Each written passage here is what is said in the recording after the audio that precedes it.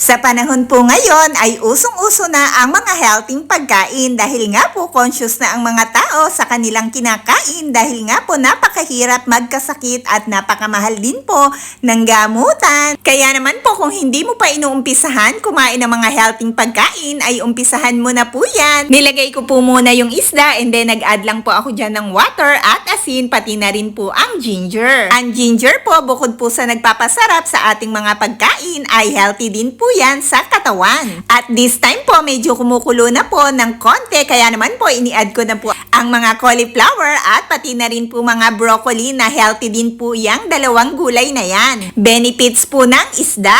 Ang isda po ay low fat pero high in protein. At nagtataglay din po ang isda ng omega-3 fatty acid. Ano nga po ba ang nagagawa ng omega-3 fatty acid? Ang omega-3 fatty acid po ay tumutulong para ma-lower ang ating mga blood pressure, reduce triglyceride in the blood, help reduce inflammation and rheumatoid disease. At tumutulong din po ang omega-3 fatty acid para ma-nourish ang ating mga brain at ang ating mga eye function. Help prevent elevate dementia. May tulong din po ito sa depression, sa asthma at diabetes. And help reduce the risk and preventing heart disease. And also ischemic stroke. And many more benefits. So guys, better to eat more fish and also if you add vegetable, you can have more benefits and your body become healthy and more healthy. And wait, there's more benefits of fish. Aside from omega-3 fatty acid, they have also vitamins such as D and B2. Meron din po itong calcium, phosphorus at napakayaman po nito sa minerals such as iron, zinc, and iodine. Also magnesium and potassium. Zucchini benefits, it's good for our heart and eye. Also control diabetes and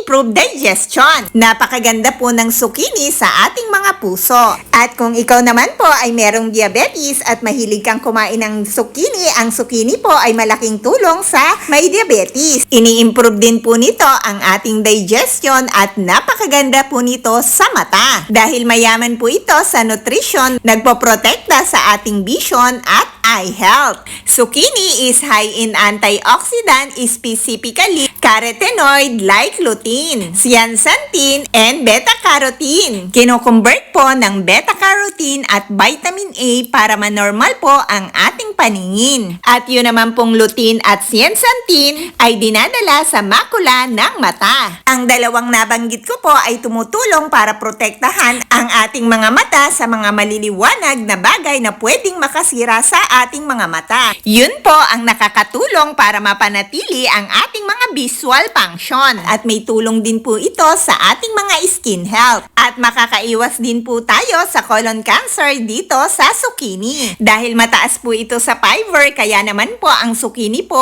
ay maganda sa ating mga bituka dahil po sa taglay na fiber nito, ito po ay malaki ang tulong para hindi po tayo magkaroon ng colon cancer.